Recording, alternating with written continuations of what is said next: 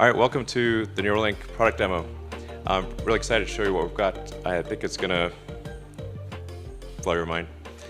So I want to emphasize the purpose of Neuralink. Like, what's our goal? Our goal is to solve important spine and brain problems with a seamlessly implanted device. So you want to have a device that you can basically put in your head and feel and look totally normal, but it solves some important problem in your brain or spine.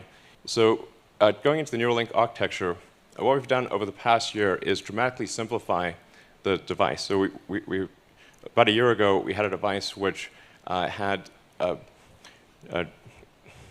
multiple parts, including a piece that it had to sort of sit behind your ear, and it was complex, and you wouldn't still look totally normal. You'd have a thing behind your ear.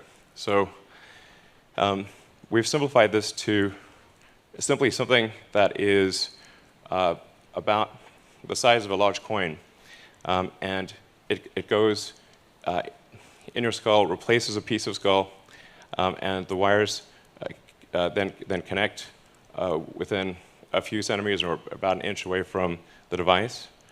And this is sort of what it looks like. So,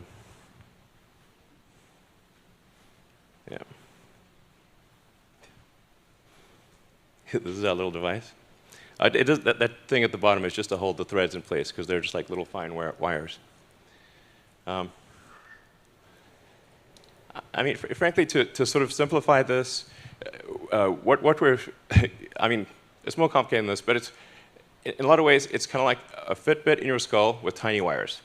Our current prototype, version 0.9, has about 1,000 channels, so that's about 100 times better than the next best consumer device that's available.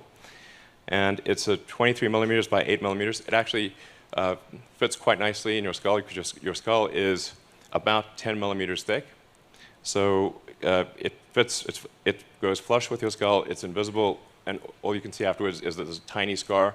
And if it's under your hair, you can't see it at all. In fact, I could have a Neuralink right now, and you wouldn't know. All right, so it's also inductively charged. So it's charged in the same way that you charge a smartwatch or a phone. And so you can use it all day, charge it at night, and have full functionality. So you would really, it would be completely seamless, and yeah, no wires. In terms of getting a link, so that, you need to have the device, a great device, and you also need to have a great robot that puts in the electrodes and does the surgery. So you want the surgery to be as automated and as possible, and the only way you can achieve the level of precision that's needed is with an advanced robot. The link procedure, the installation of a link, done in under an hour. So you can basically go in the morning and leave the hospital in the afternoon. And it can be done without general anesthesia. So this is our surgical robot.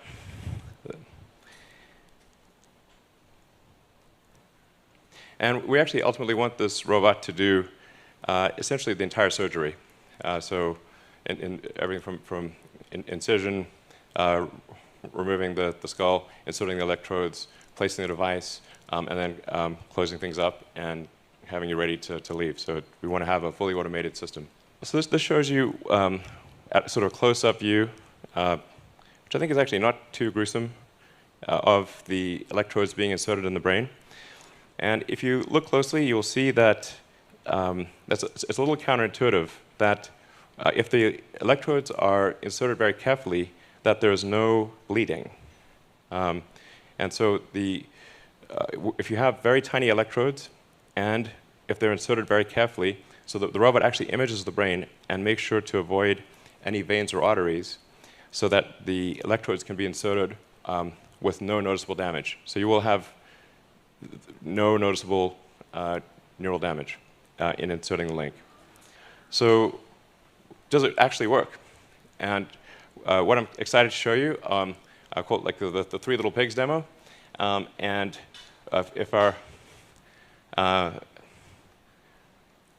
don't have this very